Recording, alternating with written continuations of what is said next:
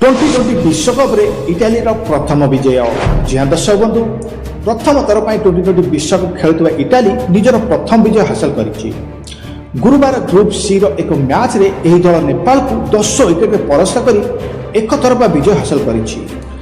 नेपाल द्वारा रखा जाइतिबा 124 रन को लक्ष्य को मात्र 12.4 ओवर रे कोनोसी विकेट न हराई हासिल कर नैथिला।